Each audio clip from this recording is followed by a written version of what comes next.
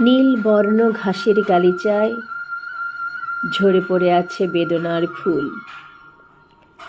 সে ফুল সকালে কুড়াই, সে ফুল বিকেলে কুড়াই।